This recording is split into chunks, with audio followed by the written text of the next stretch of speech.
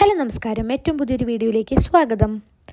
നീല വെള്ള റേഷൻ കാർഡുകാർ അറിഞ്ഞിരിക്കേണ്ട ഇമ്പോർട്ടൻ്റ് ആയിട്ടുള്ള ഒരു വീഡിയോ ആയിട്ടാണ് ഇന്ന് വന്നിരിക്കുന്നത്. അതുകൊണ്ട് തന്നെ എല്ലാവരും സ്കിപ്പ് ചെയ്യാണ്ട് ഈ വീഡിയോ മുഴുവനായിട്ടും കാണാൻ ശ്രമിക്കുക. അതിനു മുമ്പേ ആദ്യമായിട്ടാണ് ഈ ഒരു ചാനൽ കാണുന്നതെങ്കിൽ സബ്സ്ക്രൈബ് ചെയ്യുക, സപ്പോർട്ട് ചെയ്യുക.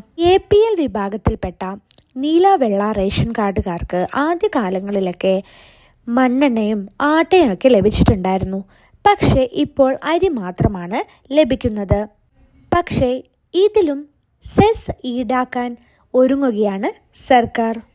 നിങ്ങൾ ഏതൊക്കെ മാസങ്ങളിലാണോ റേഷൻ വാങ്ങാൻ പോകുന്നത് ആ മാസങ്ങളിൽ നിങ്ങൾ സെസ് നൽകേണ്ടി വരും. 1 രൂപയാണ് സെസ്സായി ഈടാക്കുന്നത്. നിങ്ങൾ ഒരു മാസം റേഷൻ വാങ്ങിയില്ല എന്നുണ്ടെങ്കിൽ നിങ്ങൾ ആ സെസ് കൊടുക്കേണ്ടതില്ല.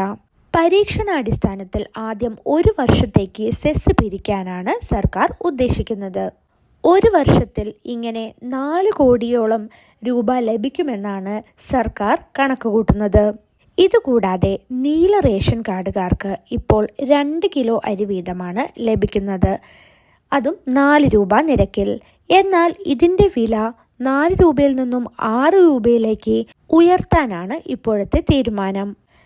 ഇതുകൂടാതെ റേഷൻ കടകളുടെ പ്രവർത്തന സമയത്തിലും മാറ്റം വരുത്താൻ ഒരുങ്ങിയിരിക്കുകയാണ് സർക്കാർ.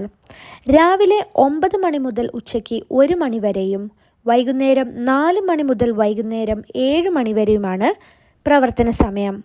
അപ്പോൾ ഇതേപോലെയുള്ള ഇൻഫോർമേറ്റീവ് ആയിട്ടുള്ള വീഡിയോസിന് വേണ്ടിയിട്ട് ഈ ഒരു ചാനൽ സബ്സ്ക്രൈബ് ചെയ്യുക, സപ്പോർട്ട് ചെയ്യുക. എന്തെങ്കിലും ഡൗട്ട്സോ കാര്യങ്ങളോ ഉണ്ടെങ്കിൽ കമൻറ്റ് ബിലോ. താങ്ക്